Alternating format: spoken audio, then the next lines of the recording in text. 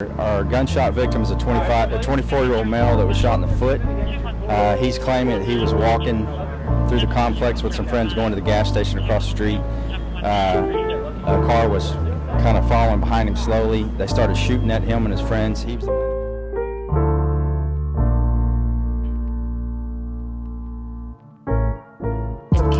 Had to roll up blunt to get me elevated.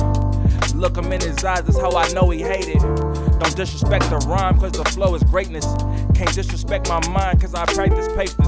You disrespect my heart, it's like a trip to Vegas. Get stomped out, dumped on the table. This that new form of pop, this that motivation. Think not, gift rap, got the 40 waiting. Thug life, got it on me and I wear it fragrant. And marijuana, that's my fucking fragrance. Don't quit your day job. I need a bitch from the block like young A-Rod that make the dick stay hard. I had dreams of fucking bitches like Tommy Lee.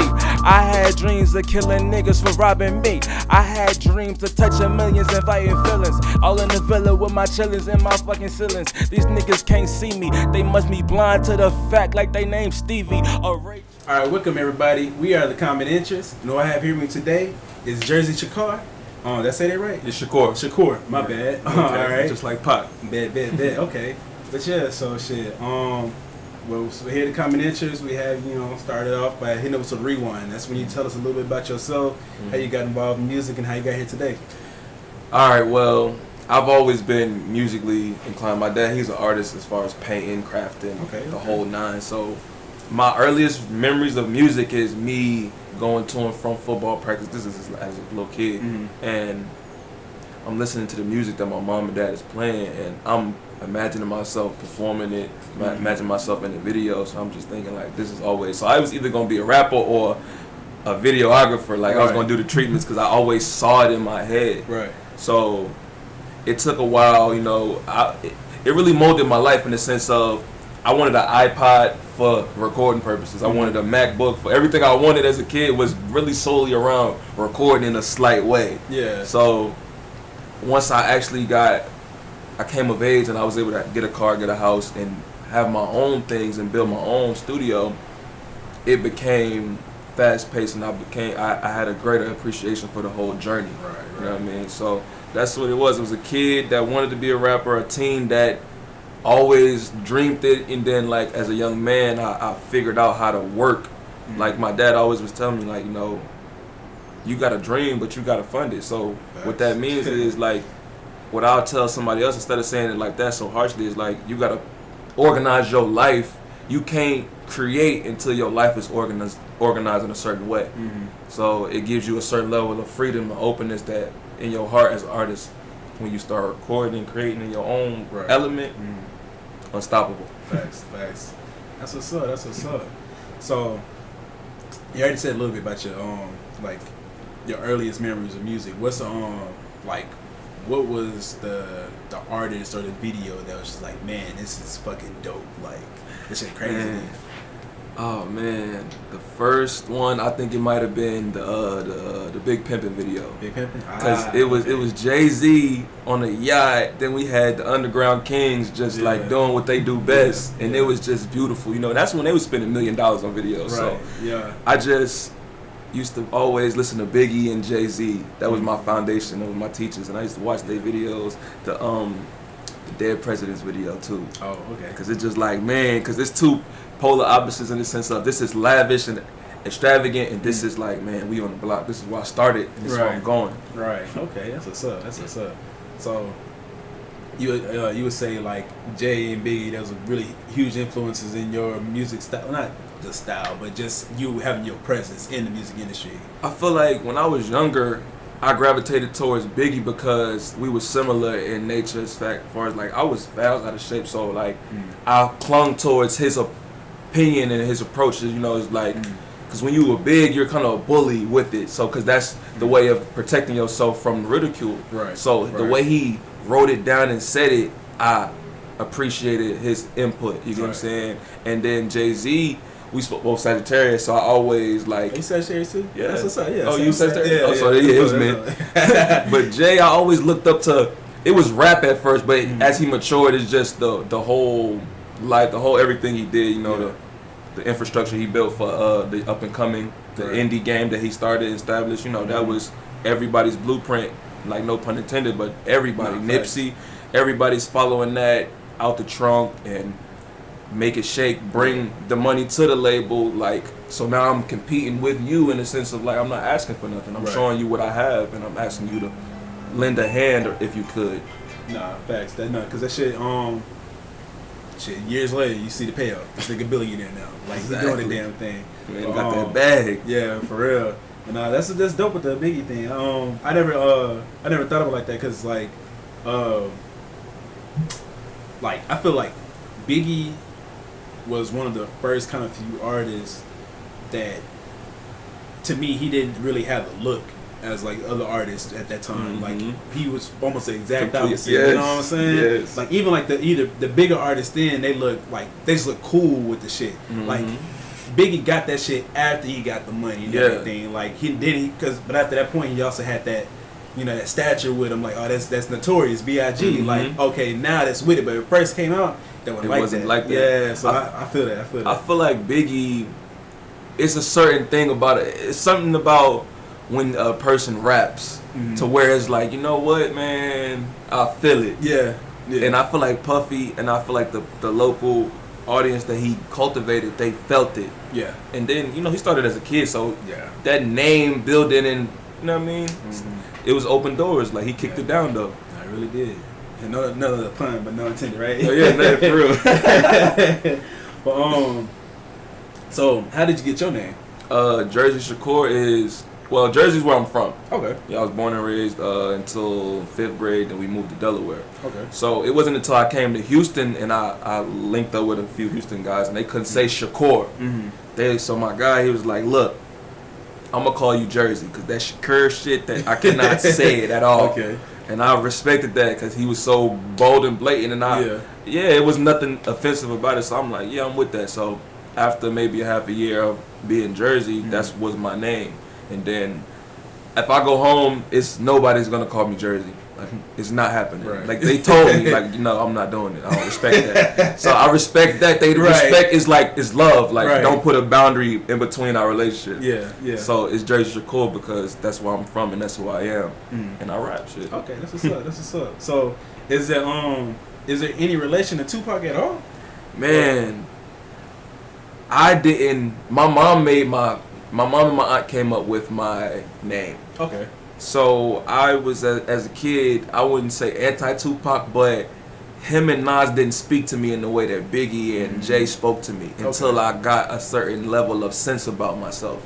So then I was able to understand and respect Pac. But I'm so up north, and I come from an era of if you was anti-Jay, which Nas was, I didn't like you. You know what I'm saying? If you was anti-Biggie, I didn't like you. You know what I'm saying? I was rooted in that. You know what I mean? So it took me a while to like grow and understand and expand, and then Pac is like the OG. So like now that's an inspiration. Right. I'm proud that my name was named after Pac, and then my nephew name is named after Nas. That's Nasir. Oh, word. So it's just in the family. So he might be a rapper too. He come on. Okay. I hope so, man. Yeah, something great. That's dope. Okay. So how's the transition from you going to Jersey to Delaware, then Delaware to Houston? Like, I feel like that's it's kind of some culture shocks a little bit, right? Yeah, man, the first culture shock was Jersey is very rough, gully, if you would say, gutter. So when I moved to Delaware, a lot of people, it's suburban, like, you know, and it's some people who feel tough, feel big, and it's gotten worse over the years, so it does have that feature and the element, but at first, it was softness everywhere around me, and I felt as though I was overdoing it now, looking back. Like, I was a good-looking guy with green eyes. I turned off so many women off of the not being able to adapt to the flow of the city. I didn't tap in. I was still rambunctious. I was still gutter. You know what I'm saying? So that shaped 5th, 6th, 7th, 8th until, like, I didn't get into about 8th. I still had friends, but I didn't understand how my introduction to the city shaped the way, you know what I mean, people viewed and how I was treated.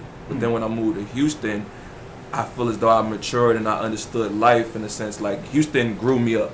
You know what I mean? And It'll do that to you. What? Yeah. Shout out to the phone, Right, man, because it'll put you on your ass and then pick you up. Like, nice. come on, that's that Southern hospitality, but it's a different type of gutter. It's a different type of.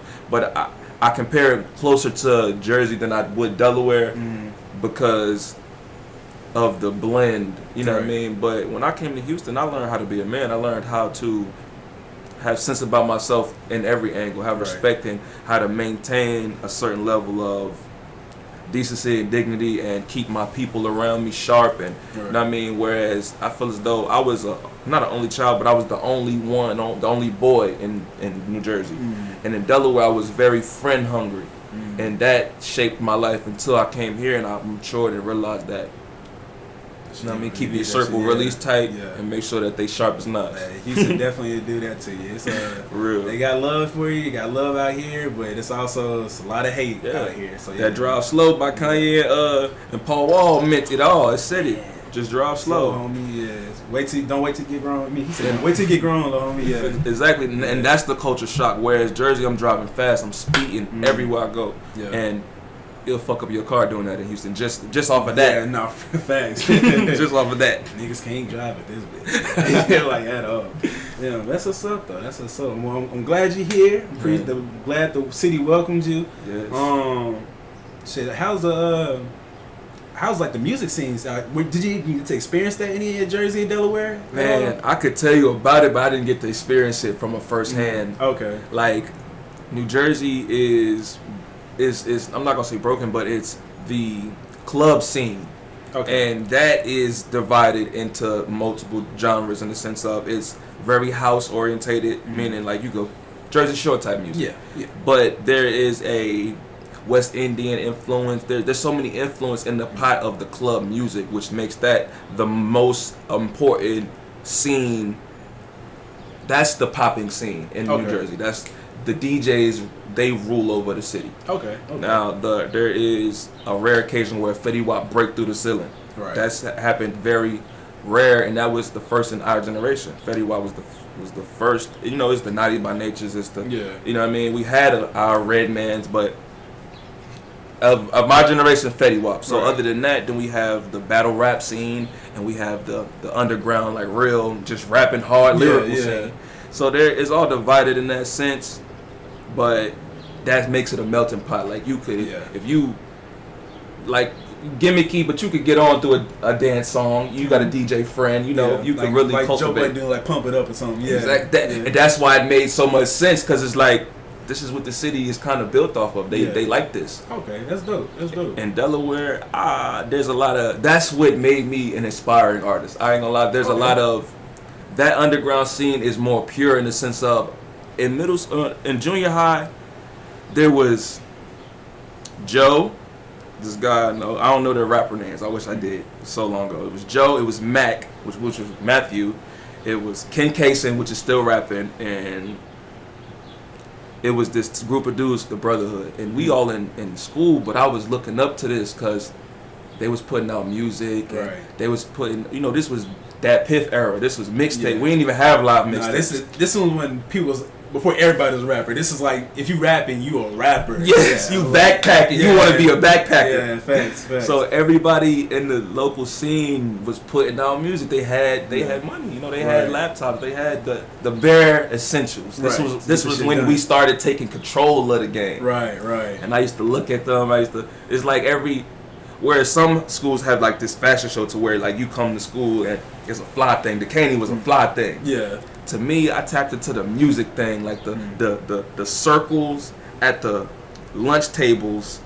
Different ones. Just like you could pop into a different cipher if you want to, and then the Brotherhood over here, and then we over here. So sometimes it's like, I remember I came and sat down. I wasn't even about rapping. I was eating, but they knew I was a rapper. They knew I was on it. The whole Brotherhood circled my table. It's like, we about to cipher. I couldn't even eat my food. I'm like, man, put this tray over here. Let's go ahead and get it started. Let's rap, dog. Feed me rappers and feed me beats. Yes, man. Come on, dog. I feel it. That's what's up, though.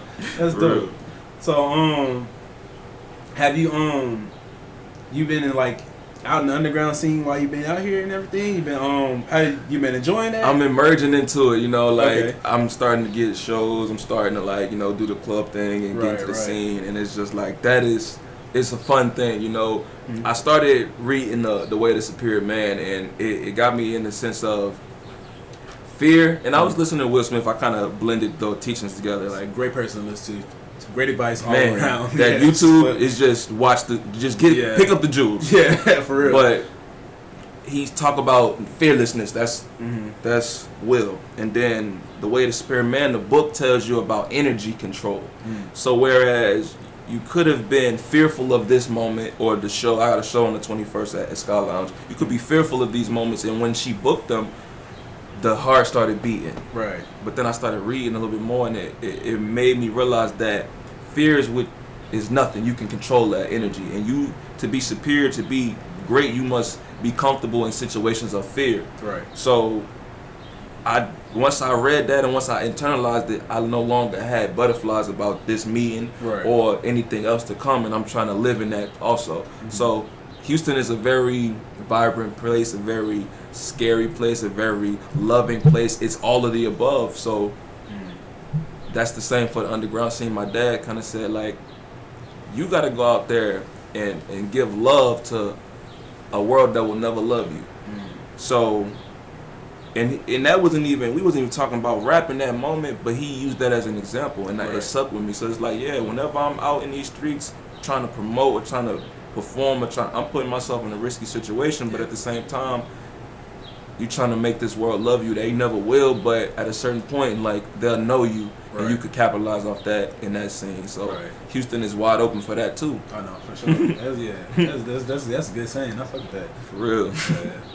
It's hard to, because that's the hardest thing to do, is to love somebody when they're not loving you back. Exactly. That shit is hard. But that's the nature of the rap game, or that's the nature of any business in general. Yeah, you have to be giving way more love out than the people giving to you. Exactly. They not gonna start giving to you until like everybody else start giving to you. Exactly. It's a group thing. Yeah. That's all it is. Yeah, it's hard out here, man. But That's why the viral moment is trying to be captured and monetized, because now we getting into groupthink. Like, it's almost like marketing and psychology blended. It's like, okay, how you dang for real, because fucking facts. Because it's like, I be studying the game. Once you make the viral moment, whether it's world renowned viral or it's locally viral, you can ride that wave. Yeah. So the viral moment can be random. It shouldn't be forced, but it could be. Yeah.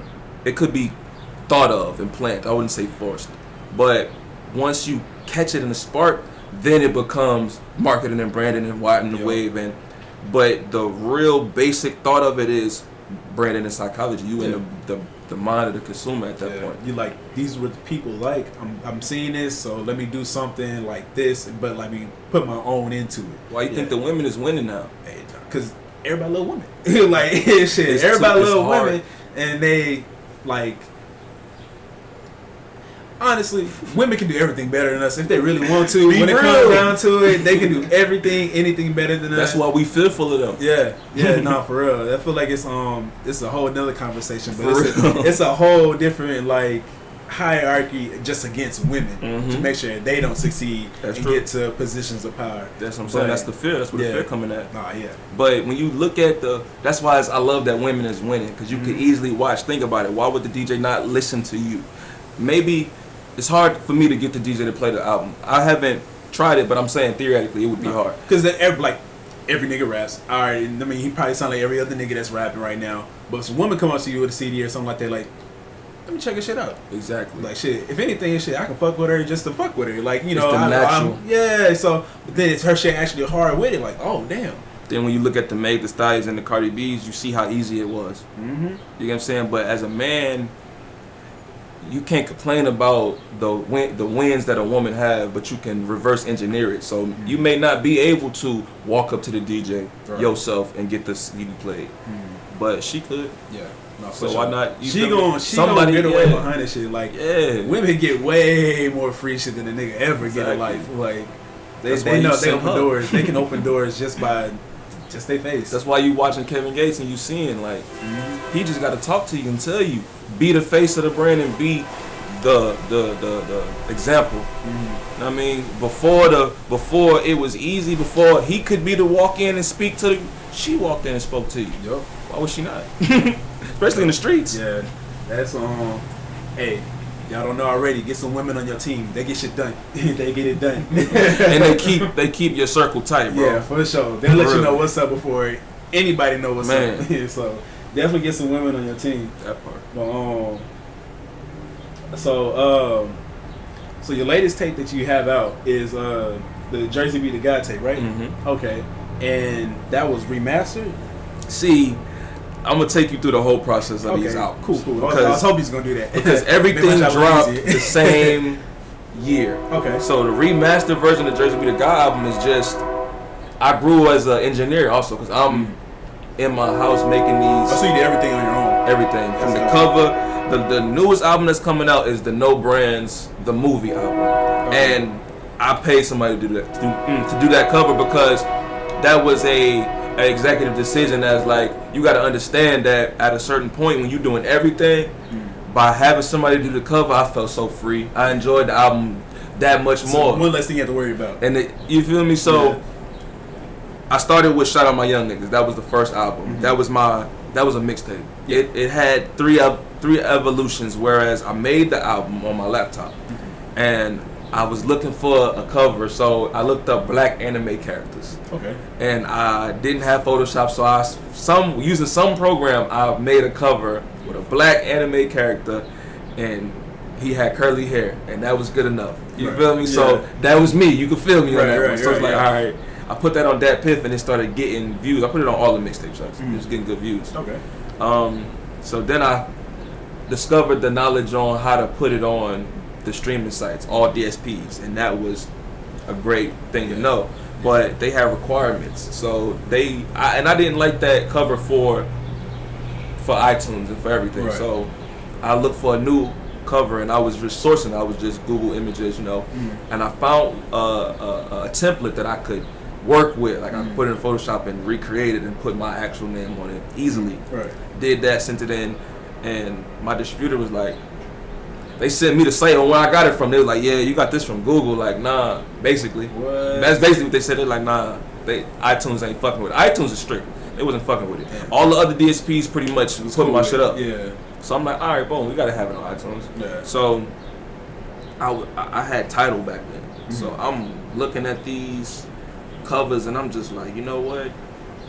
I'm gonna screenshot 3-4 covers that I like, and I'm gonna put them together in my mind. Like I'm gonna conceive it and then I'm gonna recreate it.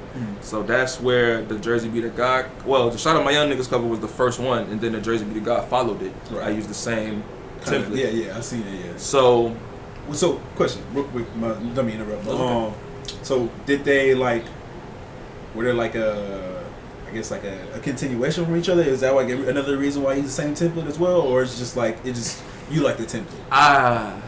They definitely okay. So Shout Out My Young Niggas is me and another artist, Fofo Centro. So you could say he was my muse for this project in the sense of I drew major inspiration in that moment. Like a lot of these songs, whether he was there or not, like I was in his bag instead of my bag. Right. I would say. Okay. So Jersey Be the God album is an egotistical album of just me. You know what I mean? I don't think there's anybody on that album, and it is the next step in what I was doing. It was I was in a way to where everything that was made was sold. Like I was a businessman with it. Like everything was packaged and sold. If it sounded good, we making an album with it and we putting it out. A collection of songs is an album. That's me.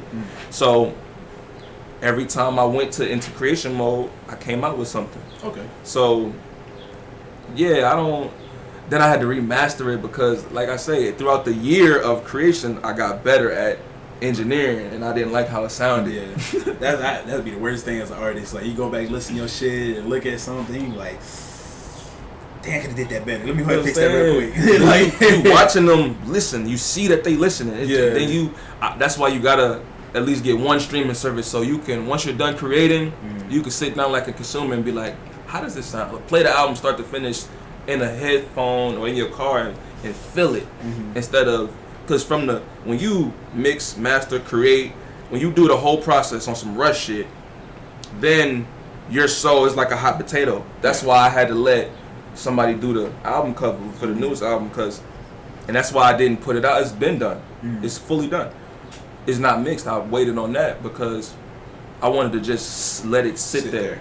Yeah. You know what I'm saying? So you kind of like take it in, listen to it, and like know where you want it to go, basically. Yes. Okay. No, definitely. Yeah, it's nothing wrong with letting stuff like simmer a little bit. You gotta. For real. Yeah. Yeah. No, you got to. I feel But it. yeah, and I remember you asked me about just the whole process of all the albums. So it was the Shout Out My Young Niggas album. It was the Jersey Be the Guy album. They came 3 months, 6 months in between each other. Okay. Like, then it was the Black Sheep album, which was an EP. That was like 4 or 5 songs, right? Yeah, and that was dark covered because it was a dark album. Like the Shout Out My Young Niggas and the Jersey Be the Guy album, I felt bright. I felt like everything I wanted was happening. The Black Sheep album, I was going through court drama. I was couldn't keep a job. Like the jobs was not staying for more than 3-4 months. That's not good. Yeah. So especially when you got bills. Yeah. So nigga. That's why the first song, I don't even know the arrangement, but it's Monday through Sunday. That's arguments. It's album cut is like niggas depend on me. You know what I mean? It's Rock and Roll Pills is like they ain't heard of me. Like and Mac died. Yeah. So you feel me? So then it's Back in the Back, which is shit. I'm with my niggas and we celebrating Houston. Right. But none of that is as happy as it could have been or as good as it could have been. Is making the best out of the worst situations we was in. Yeah. That's all you can do, though. For That's real. really all you can do. And then Unfinished Homework, just to wrap it all up, that was unfinished homework. Like I was really when I was living with my parents, I was making beats. I was trying to be everything. Right. So I went into my old storage of beats and I'm like, man, all these beats are unfinished. Right. But everybody around me like these beats is live. Yeah. So I'm not even going to touch these beats. We just gonna rap over them. Right. Unfinished homework. Okay. That's live. I fucks with it. That's dope. For real. Thank you. Yeah, I like that you got like it's a vision for all of your projects you drop, and like even if you don't see the full vision yet, you gonna make sure you get there before you let your work speak for itself. Because Kanye, remember Life of Pablo? Yeah. That was the first time we realized that we could work on this album every day. Like you heard it today, but next week it could be a whole different album. Yeah, you're like that nigga changed that shit at least by 5 different times before he finally finished it. And I liked it the first one Was the best one to me. Exactly. Shit, but Kanye was like, nah, that's not it. We're gonna keep changing this shit. See, that's where the bad came in. But when you know it's trash, when you know that the mix is trash, bro, and you know if you delete all of these plugins and then you come back and start with the new template where you at now with your mental, it sounds beautiful. Yeah. So it's like, man, the whole album got it. Yeah. Throw out the whole album, And then sis. even still though now, like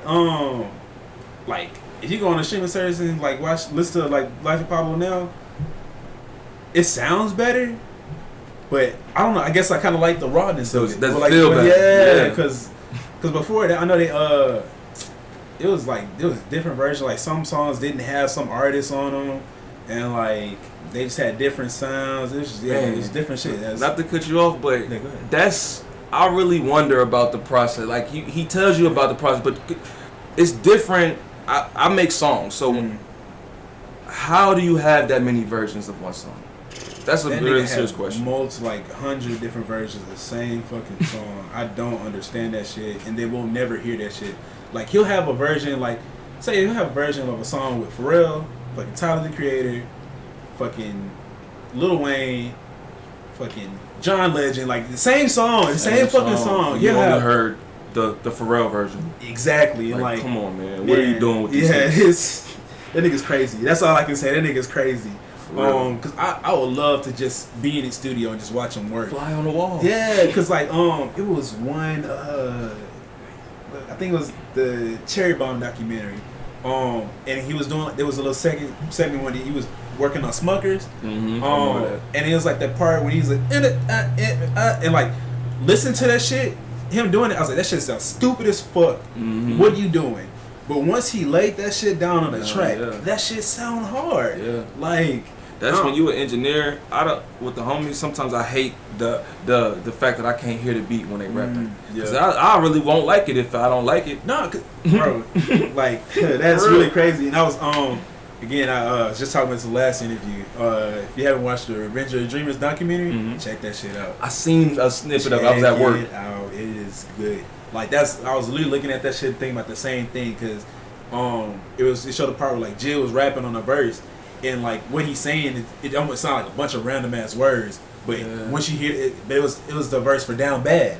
Yeah, that shit's hard. That shit's so hard. Like, so that's literally the thing. Like, you gotta. That's one thing. Is like as an artist and like a rapper, come inside 100% confident in your shit and know what you talking about, and knowing that shit's gonna be hard regardless, because that's gonna come off on the track when you finish. So that's just real important. That's crazy. That's dumb. Yeah. That's I know that you was recently like involved in like a shooting, was it not? Yeah. What was up with that? What went down? Well, that was about 3 weeks ago. So 3 weeks ago? Yeah, about. Oh, that's recent. I'm gonna say maybe 4 Fridays ago. Damn. Yeah, 4 Fridays ago. What's today? Saturday? Yeah. Yeah. So I was in the studio with my friends, which was Studios the House. Same thing. Right. It was the finals day, the day of the finals, the last day. And we watching the game. We ain't even record one verse. Ain't listen to one beat. Yeah. Watched the full game. We seen how that turned out. Then I cooked for the homies. So we eating, good little meal. Ain't nothing to drink in the house. Barely ever. So I'm like, let's go to the store. But it was such a family vibe. So I'm like, I would have walked by myself. But I'm like, yeah, y'all walking? So it's yeah. I feel like the whole night was family vibe. Yeah. The way my house is set up, we had to walk around 2 corners. So it's like at the end of the first corner, it must have been an altercation of some sort. And they say that I was wearing a white T-shirt, and there was a guy in front of us. He had a wife beater on, which was white, and they were shooting at him. Whatever altercation spilled out, and whoever they were shooting at was walking away from the altercation. We just so happened to be in between him and them. Literally like wrong place, wrong time. Literally. Damn. So, I hear the gunshot. This is the AK. So I hear the shot and it sounded like fireworks. So I turn around and I see the flash. And my homies, they say the nigga Jersey's so nonchalant, because that's my demeanor, that he just turned back around and started walking. And I did in the very split milliseconds in between. Like, I looked and turned around and I seen the dreads on my homie. I seen him run. When he ran. Yeah. So I ran. All right. But as soon as I tried to run, I felt like a white woman. I always say that because in the movies, it's like the first step you try to run away from the kid, you fall. Yeah. The very first step when I knew to run, the instinct of run fell. So now I'm on my hands like this. I'm flat on my stomach. And I push up, but I feel my foot. I know I'm hit. It's soaked. I can feel the blood. So I gotta run still because they still shoot. Yeah. So I'm running and I can't really step on this foot, but I'm staggering like a deer. I'm fully running though. Yeah, you gotta get about that bitch. Man, I'm talking about felt the graze. I felt the graze of another bullets as I'm running. Get across the street. So it's this street, a median, and the Chevron. Right. It's 2:00 in the morning, so they're not opening the door at all. Yeah. But he in there. So I ran past the Chevron and I went behind the Chevron and I laid down in the grass. Now, my pants is split because when it grazed me, it split my pants, so my keys like explode in my hand. Like the key chain, all the keys fall out my hand. Damn. So I'm laying on the ground. So then I was really looking for my phone. So I go to this pocket to grab the phone and I look at it, the phone died. Damn. So now I have no energy now. So all I know is I don't want to pass out and not have all of my things in my hand or in my possession. So I'm gathering my keys, and then when I looked up, one of my bros, the one who was running with the dreads, he hit the corner, and that gave me a lot of energy. Like just seeing him brought me back to at least 25%. Yeah. So then we walked into the front of the Valero, and I'm talking to the dude. I'm like, "Can you let me in?" He's like, "No, I respect it." Yeah. I sat down on you know how they be selling wood. Yeah. I sat down on that. A few people pulled up, with the "you just got shot," like, and I'm like, yeah, like, so I pulled off my shoe because I gotta see it for some reason. Yeah. And it hurt it, but when I pulled off that shoe, now I'm shot. Now I'm really shot. Yeah. Now it's TV show shot. Yeah, it's receiving that. Seeing this shit and feeling is different. For real. Yeah. And you know, I called my girl and come get me right now. Like I'm shot. And next thing you know, when I got off the phone with her, the phone did turn back on.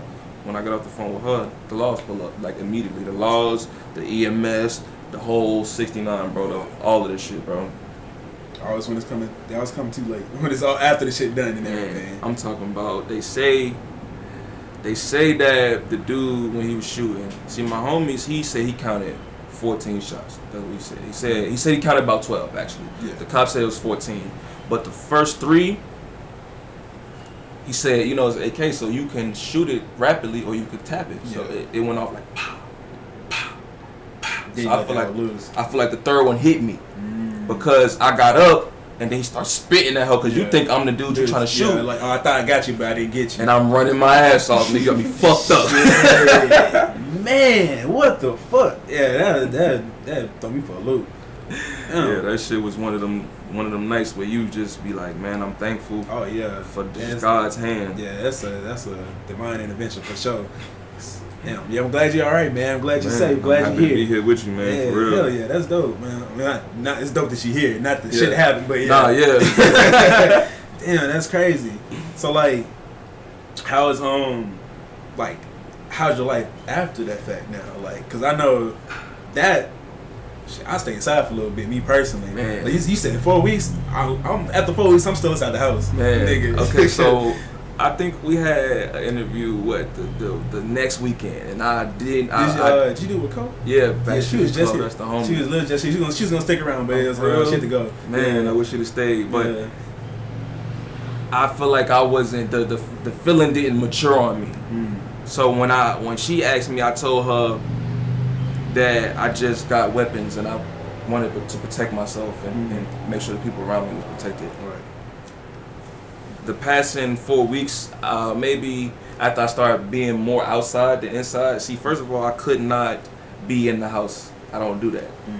I could not stand up on both feet because I need to stand up and rap. Like, and I'm really the chauffeur. Like, I'm the one running these plays. Like, right. So I didn't have insurance to cover whatever. Like the ER told me to go to the podiatrist because they knew I didn't have insurance. Podiatrist said it's gonna be $200 to be seen. Just insane. And I had an X-ray at the ER, but they didn't show me it, so I knew I was gonna need an X-ray at the podiatrist. And they said the ER was, the X-ray was gonna be extra. Anything other than being seen was gonna be extra. So when I say I put the crutches down, and I started walking on both feet that day because I didn't. I was already testing my foot. But I just said I ripped the wound off because, and then my job said we need you to get a release to go back to work. Yeah. So you know I had to finesse that situation, get somebody to release me, get me a release form. Right. Just so you can get some more money to even deal with this shit. My life. Yeah. But I feel myself sometimes when I'm in the car, when I'm just out. I'm cautious. I'm a different type of cautious. Like she calls it PTSD, but I'm a different type of anxious. Yeah. 4th of July wasn't particularly fun. Yeah, man. The fireworks. It's almost funny how I had a homie that was like, "Yeah, I'm about to pull up." It was about 11:50ish, and I'm like, "All right, cool." The fireworks went off in rapid succession. I hit the ground, and I'm like, "Bro, don't come. They shooting." Damn. And then I crawled to the window because I'm from New Jersey. I know how to act when they shoot. Yeah. So like I crawled to the window and I looked out the window, and it was business as usual, meaning there was nobody outside. Damn. And I just felt like not played, but I felt like weird about that. It's unsettling. Yeah, it's That's just really like what it is. Yeah. because I know I don't feel like I don't. I'm so used to like they said being nonchalant, not caring, and not. That shit fucks your peace, man. Like, that's literally what it is. That's exactly what it is. Yeah, man. like you having a good time, supposed to go to the store, grab some shit, come back, have some more good time. That's all he was trying to do. And trying to have a family vibe that day. Yeah, some shit went down. No, that's fucking life. Some shit happened to me like that. Not like that. It's definitely smaller scale than your shit. But it's literally like I was throwing a function, trying to have a good time. Somebody fucked the shit up. Fucked it up for everybody. Yeah, it just fucks it up for everybody. Like. You can't enjoy yourself now. Especially when you throwing a function, so you feel like you a certain level of certain level of in control. Yeah, they big speed. But you feel like you a certain level of in control of the people around you. Yeah. You lead in the pack in this moment. Cause I was in front of everybody. Mm-hmm. They went left and right, and I had no left and right to go because I was so far ahead. Right. Which I had to run straight. There was literally nowhere to go but straight. So it's just like you at your party, you trying to like facilitate a vibe, and now you apprehensive because you got lives to worry about. Mm-hmm. You know what I mean? Yeah. So Damn. not a good feeling at all. It's not. But yeah, I mean, shit. You here today? I mean, you able to move past it. And that's the blessing of that shit. For sure. Yeah. And it's funny, we was just talking about fear, so I just tried to adapt to this fearlessness or to approach fear in a different way, but just you asking me about it, like, that's weird. I want to see how, because it happens every now and then, like, I was at my job, and it's like these trees that drop, like... Oh, and then drop on, like, metal shit or something like that? Yeah, it was dropping onto my car, and that sound kept making me worried. Like, I kept feeling a way about that sound of somebody hitting my car. So it's just like, I want to see how I could adapt my meditation and my fearless mentality to this eerie situation, and like what they call is probably PTSD. I guess I could say that, but I want to see how that feels. Hey man, it's only natural. That shit is 4 weeks ago. It's been a month. Like you gonna still be a little rocky about that shit. Like, but it's that you got to give it time, because real. That shit's fucking hella fresh. Like nigga, like I said, for you to still be here right now after 4 weeks of that shit, that's shit. You braver than a lot of people, honestly. Yeah, for real. You still out here trying to push the music, push your everything. So I commend you, bruh. For working. It's like, what else do we have to lose? It's like my best friend told me this, man. He was like, bro, you done synced it all in these streets now. What else? Like, what else is there? It's just like with Nipsey, like when The Way of the Superior Man. I got that book from Nipsey, watching his interview. Right. So when you live superiorly and then you get taken, that's why Mama is saying, don't cry. He not crying. Yeah. Because all of this was okay. All of this was set to be a certain way. So when you live in a superior life, you know what I mean, and you supposed to be giving yourself to the world. So like, I used to tell myself or tell people around me, if I died today, I'll be okay because of yesterday. And that was, I just finished the whole book. But when I first was reading the book, I was so impressed with that statement, because I always felt that way. I always felt to live and die in my city on some pop shit. Like, I liked that idea. But at the same time, I was cool with death because I always felt like what I did yesterday was great. That's what the book tells you. So it's like, and I feel that, like, I wanted to be a rapper. I wanted to put my music out. I wanted at 11, at the youngest ages, it was car, house, girlfriend, rap, take over the world. So I did that, you know. So even if it stopped right now, you died living your dream. Exactly. So that was the point. But now, when you compare this to Nipsey, and then you put the book in the middle as the bridge, it's like you could die right now, but you want to give so much. You want to leave a legacy. If I died, you could forever look up Jersey Sha'kur on the streaming services. My nephew could, and his son, and you feel me? That's my uncle. He could say, it's a legacy there. Yeah.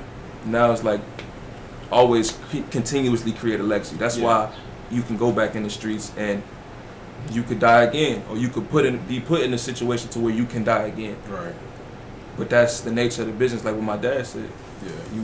You out here trying to facilitate love to a world that could never love you. With that being said, live every day to the fullest. Do what y'all love out here. You got to. That's your job. You never know when it's gonna be your last, man. Gotta be out here doing the damn thing. Shit, don't let nobody or nothing stop you. Real shit. Damn. Again, I'm glad you're here, man. Thank you.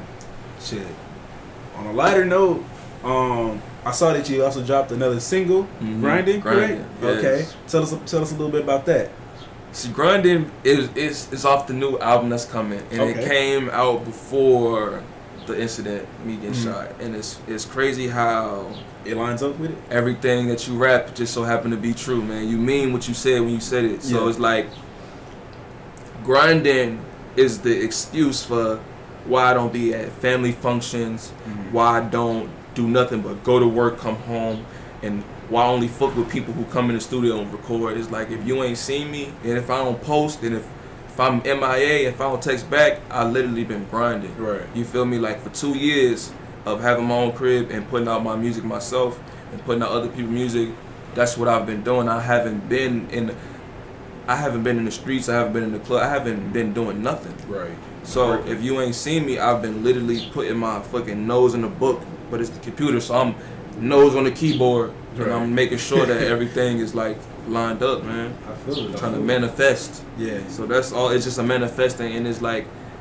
I don't even think it's too much raps on it. If you want to think about it from a song structure, I wanted to feel like a campfire song. Like I wanted to feel like alternative. Like I wanted to feel like I was rock and roll, because it's like, I want you to sing that in the stadium. I want to cry when I'm standing at the Garden and they singing it. Right. Because I've been grinding. When I got shot, I was in the hospital singing that shit. My mom and dad was disgusted. My dad was pissed off. My mom was disgusted. I'm sitting there. They walk into the hospital room and I smile. How you doing, mama? I got a connection with them. So like, when after, it's still hospital officials in there. So after the hospital officials leave, I'm looking at the door closes. Like a movie, man. My dad. So how the fuck this happened? They think you in some shit or something. Like, yeah, I think the worst. Yeah, I'm laughing at him though, because he just, it's not even that. It's also like, how could this be avoided? It's so much on like, how the fuck this happened? Yeah. And my mom is just sitting there with the distraught face, but she just disgusted at the whole situation. I can tell. Yeah. But I smiled and I laughed and I loved that situation, and I was singing. I had to keep talking, moving, thinking. That's why I was recording. The process of getting took to the hospital, it was nobody talking to me until my parents came into the house. Into the hospital, and they wasn't talking to me because my dad is pissed off and my mom is distraught. Right. So I'm laughing, which is like kind of selfish because they're sad. Right. I'm singing, but so eventually they left. That's all you can do with that situation. I was laughing at that shit. Exactly. Like, I'm sitting there like, I'm grind. Not really giving a fuck. Like I shot a whole hole in my foot. You can't do nothing about it now. Shit. Like you can't reverse that shit back. Nah, that shit's there. So nah. Yeah. That's life. Life. That's what I've been saying a lot recently. Life is funny, man. Like life is funny and crazy. And that's all you can do. God sometimes is a comedian. Yeah. You can laugh at that shit. He be cracking up there. Yeah, he be like, ha ha, that's only just the start, nigga. Like, well, you thought? Yeah. Watch your step. Like, damn. I feel it. Yeah, shit's crazy, man. Shit's crazy. But again, man, I'm glad you're here. I'm glad you came through this interview. It was dope, man. I really enjoyed it. Man, for real. Shit. Do you have anything else for the people? Anything coming up? All right, so I'm gonna do a short list. The No Brands the Movie album is coming out. That's a funny name, movie album. Yeah. But it's just setting the stage for everything that we have to come as far as the brand and what we doing. Then we have the Fofo Century album, which is the only feature on the Shout Out My Young Niggas. That's my protege. That's my right hand. All right. You feel me? So his album is coming. It's done, but he aggravated in the sense of he wanted to be perfect. We got to listen to artist curse 2 years worth of songs just to pick out one album. He's been recording the same amount of time as I'm recording. I got how many albums, and he's still picking out songs. Yes. Artist curse, man. Then we got the Lil Droopy, but it's Lil Bucket. Diamond and D'Angelo, little brother. It's Bucket. We gonna keep it 100. He's still under the wing. Noogies. He coming too. We working on his album. Okay. But we just a team thing, man. All right, that's what's up. That's what's up. Well, I fuck with the team. I hope for the best for y'all. Everything to come out, let me know. I'm gonna check it out for y'all. Yeah, man. Shit. Check out Grinding, the new single. Yes. Check out all that tapes, all on streaming services, all platforms. Man, it's just Jersey Sha'kur on all streaming services, anywhere. Just Google it, YouTube it, man, and then just we about to start a YouTube. So get the people the ad name. We're gonna plug it in for you too when we tell them. Yeah. All right. So my social medias is I am Jersey Sha'kur. That's on all social medias, and you can Google Jersey Sha'kur with apostrophe in between the A and the K, and it'll pop up anywhere. Bet. All right. Well, thanks again for watching. Thanks for coming through. We are the Common Interest, and we catch y'all next time. Peace.